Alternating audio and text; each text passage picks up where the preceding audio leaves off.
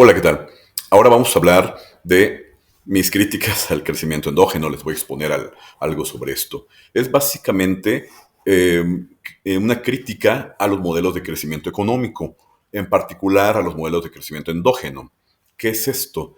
Son modelos que ayudan a que se analice en qué componente de todo el complejo sistema económico se encuentran las trabas para que haya un crecimiento económico acelerado tal que provoque una convergencia en el ingreso per cápita entre países desarrollados y países en vías de desarrollo. Hay varias conclusiones, depende del modelo y el teórico que uno elija, pero muchos modelos tienden a señalar que se encuentra en el aspecto tecnológico donde no está dándose esa convergencia y lo simplifican la solución en un simple intercambio comercial entre países desarrollados y en vías de desarrollo y que con esto va a irse dando una transferencia tecnológica de alguna manera y que con eso estos van a salir del subdesarrollo y converger a niveles de ingreso similares a los de los países ya desarrollados. Otros modelos económicos sugieren que es simplemente trabajando fuerte con la educación de la población y etcétera, y así se va a reducir esta brecha, etcétera. Depende qué modelo tomemos, pero no es tan sencillo. No es tan sencillo como como una típica receta de échale ganas, que suele ser como el tipo de prescripciones que luego mandan de organismos internacionales a este tipo de países.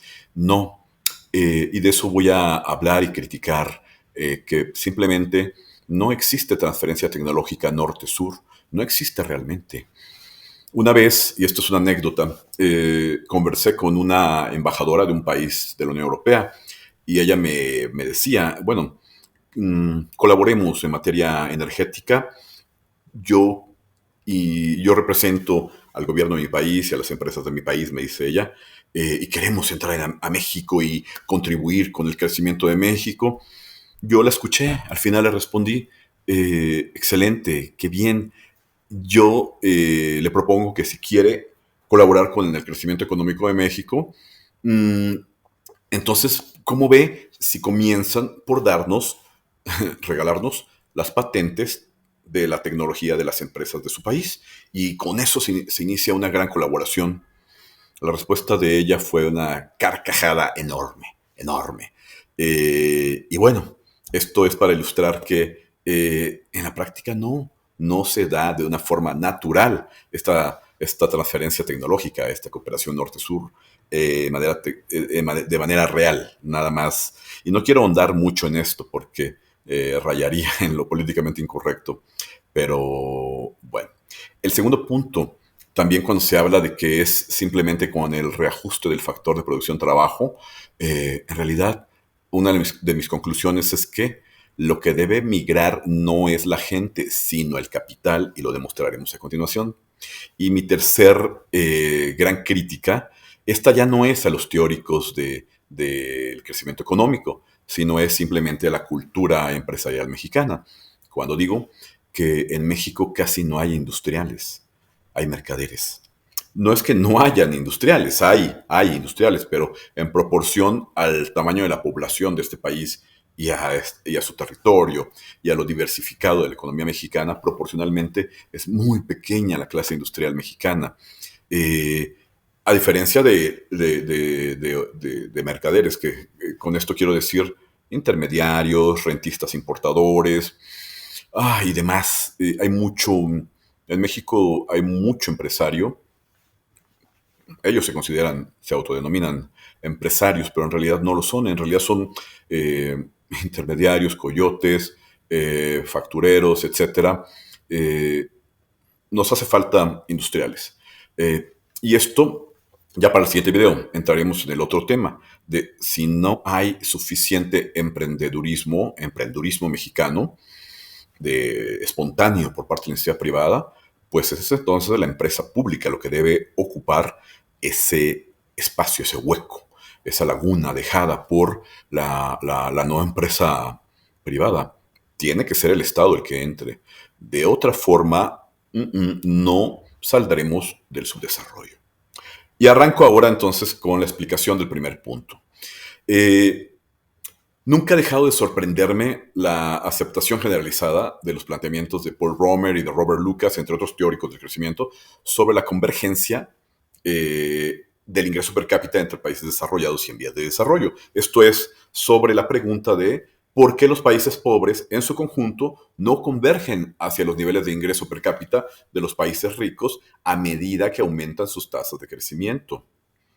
Las pruebas de convergencia de los análisis de cross-panel entre países de Sommer y Heston y el ulterior análisis de Paul Romer, por ejemplo, sugieren que mientras países como Italia y Japón lograron esta convergencia a lo largo de las primeras 7 décadas del siglo XX, en cambio países como Filipinas, Chad y otros que se analizan no lo lograron. Estos análisis de enfoque neoclásico se basan en una simple función de producción de tipo Cobb-Douglas, eh, donde Y, la pongo aquí en pantalla, donde Y representa el Producto Interno Bruto, K es el stock de capital, L el volumen de la fuerza laboral y A es el nivel de la tecnología. La notación T significa que A está en función del paso del tiempo, lo que pone de manifiesto el uso del supuesto neoclásico de que la tecnología es una variable exógena al modelo. Mm,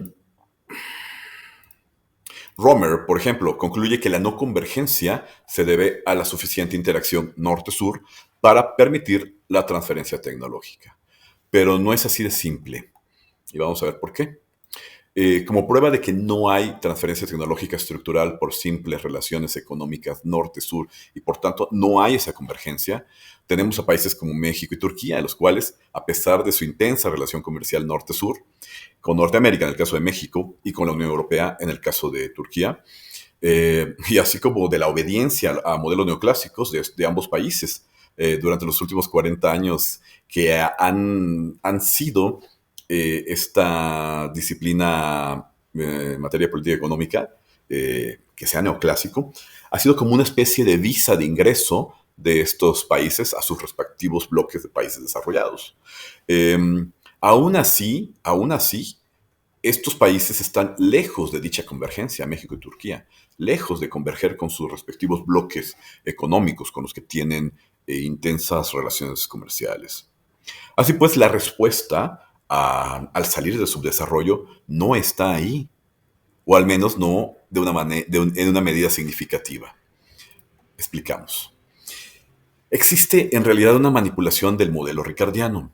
La experiencia de México, por ejemplo, demuestra que el simple intercambio comercial con países desarrollados como Estados Unidos, Canadá, la Unión Europea, no trae por sí mismo mayor transferencia tecnológica, debido a que las inversiones de estos últimos, o sea, de los países desarrollados, en México, las han realizado empresas que tan solo ensamblan sus piezas en nuestro país, aprovechando las ventajas comparativas derivadas de los bajísimos sueldos reales mexicanos de las últimas 4 décadas.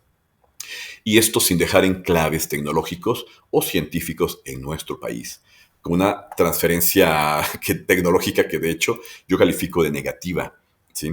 En términos netos, si se toma en cuenta que esas empresas sacaron del mercado a buena parte de la industria nacional durante estas últimas 4 décadas. Y bueno, ¿a qué me refiero? A que durante las décadas previas a la entrada en vigor del Tratado de Libre Comercio de América del Norte en 1994, previo a eso, mal que bien, con lo que se le quiera criticar, había mucha empresa mexicana, mucha industria nacional en prácticamente en todos los sectores económicos y en todas las ramas y actividades. Teníamos mexicanos fabricando juguetes, fabricando baterías, fabricando bicicletas, fabricando N cosas que tenían su propia tecnología. Y con la apertura comercial, estas empresas fueron tronando. Y al ir tronando, quebrando, fueron desplazadas por empresas extranjeras con su propia tecnología. Por lo que digo, la propiedad de la tecnología mm, eh, no ha sido nuestra, se ha conservado en manos de esas empresas extranjeras. Por eso digo que la transferencia tecnológica neta ha sido negativa durante las últimas 4 décadas. Y bueno, entonces con esto y con la simple el simple análisis de la realidad, podemos notar que no es no es el simple intercambio comercial lo que nos vaya a dar este salto al desarrollo económico pleno. No. Seguimos entonces con este tema. Eh, entonces, esto que les menciono da al traste con los argumentos de una oleada de economistas que desde los años 80 han repetido hasta el hastío las virtudes del modelo ricardiano de comercio exterior, pero manipulando el concepto de la división internacional del trabajo a fin de construir el actual esquema de maquila en el que empresas transnacionales obtienen ganancias extraordinarias por aprovechar los salarios pues, de miseria que hubieron, sobre todo durante las últimas 4 décadas, que ahora últimamente se ha recuperado rampantemente en los años recientes, en los últimos 5 años, pero que era lo que aprovechaban, eso y la cercanía geográfica con el mayor mercado del mundo, que es Estados Unidos. Eh, bueno, al respecto, Jeffrey Sachs, quien es actualmente asesor del secretario general de la ONU para los Objetivos de Desarrollo Sostenible, publicó su famoso libro El fin de la pobreza, por ahí del inicios del siglo 2005, por ahí compré yo ese libro. En ese libro emplea una incansable retórica sugiriendo que aunque parezca injusto el modelo maquilador, los hindús, los vietnamitas, los mexicanos, lo dice explícitamente, que trabajan en la maquila, dice él, están mejor ahora que son obreros de empresas transnacionales, que cuando eran dueños de su tierra y ganaban poco en ese entonces, sí, pero también consumían poco. Entonces, en términos netos, estaban mejor antes, muchos de ellos. Pero bueno, él dice que nos vinieron a hacer el favor las transnacionales al emplear en la maquila a la población rural que fue migrando a las ciudades por el abandono intencional que se hizo del campo. Bueno, el señor Jeffrey Sachs, que últimamente anda muy crítico del neoliberalismo también, pero que como impulsó en su momento a este tipo de iniciativas, el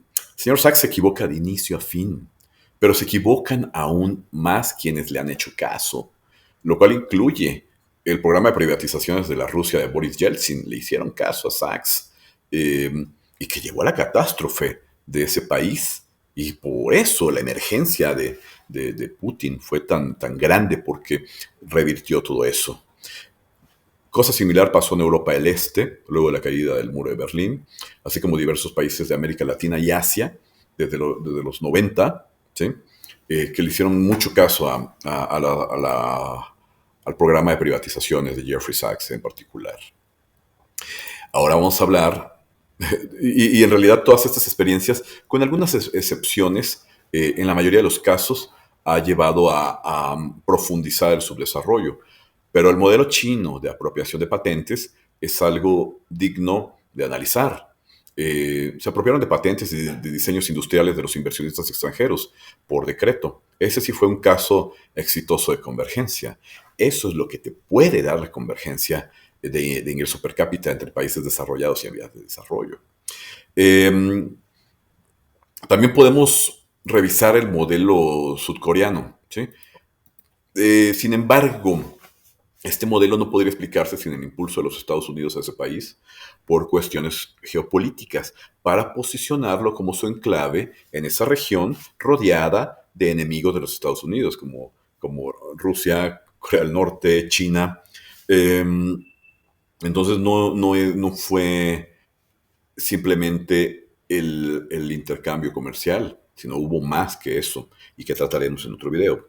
Es muy similar al éxito del crecimiento reciente creciente de las últimas décadas que han tenido Taiwán y Singapur, pero también tiene mucho que ver con apoyos extraordinarios, no solamente comerciales, sino extraordinarios por cuestiones geopolíticas.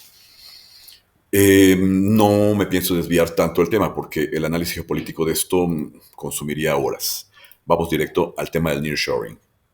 Eh, Como he dicho desde la introducción de todos estos temas y del libro, México tiene ante sí una extraordinaria oportunidad por captar inversiones en fábricas y centros de datos que están emigrando de China por el cambio abrupto, aunque no impredecible, de la geopolítica, especialmente por el aumento de la tensión entre China y Taiwán y la postura de Estados Unidos de apoyo a este último, lo cual ha ido volviendo insostenible la confianza de inversionistas extranjeros para continuar fabricando, operando y exportando libremente en y desde China. Ante esa tensión, las decisiones de reubicación de empresas de China a México ha crecido rampantemente. Eso es bueno para nosotros. Hasta ahí vamos muy bien. Esto per se ya proporciona un enorme beneficio de corto y mediano plazo a la economía nacional, como lo hemos podido experimentar al ver el fortalecimiento del peso mexicano, no solo por el influjo de dólares y por la mayor demanda de pesos que esas inversiones implican, sino además por la modificación en las expectativas de la demanda agregada en México para los siguientes años, a lo que también ha contribuido los programas sociales y toda la inversión pública que se ha hecho recientemente. Sin embargo, los beneficios del nearshoring se detendrán tan pronto se desacelere el ingreso de nuevas empresas y después todas las demás variables se ajustarán hacia un nuevo equilibrio, deteniéndose así el crecimiento adicional y la apreciación del peso mexicano. Por eso se requiere de una política industrial para el nearshoring que imponga la apropiación intelectual y de patentes en los plazos que una negociación sector por sector lo permita. Esto es, inversiones que vengan a México, es muy importante que se hagan acuerdos en los que nosotros, México, el sector público se quede con las patentes al cabo de ciertos años, que se les dé un periodo de gracia en los que ellos puedan fabricar con el uso de sus patentes y al cabo de quizás 3, 4 años o 5 en algunos sectores, las patentes pasan a propiedad del Estado mexicano, con lo que se pueden prestar esas patentes a industriales de nacionalidad mexicana para que fabriquen ese tipo de productos.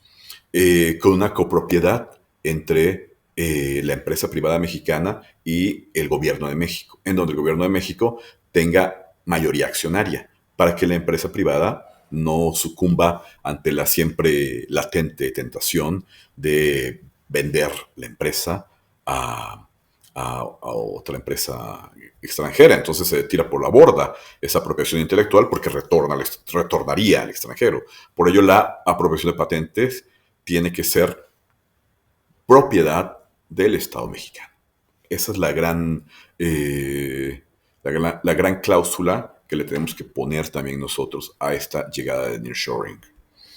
Sin embargo, México no ha realizado aún anuncio oficial alguno en la dirección de la apropiación intelectual y de patentes de dichas empresas, por lo que podríamos estar desaprovechando este combustible económico para un potencial crecimiento adicional en el país para al menos 2 décadas.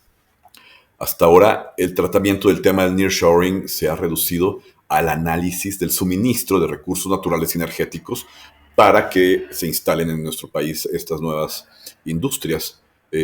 Nos hemos quedado en solamente analizar la disponibilidad de agua, electricidad, gas, logística, etcétera, para que se puedan instalar, y no hemos hecho una agenda más ambiciosa para sacar un provecho óptimo de esta gran oportunidad.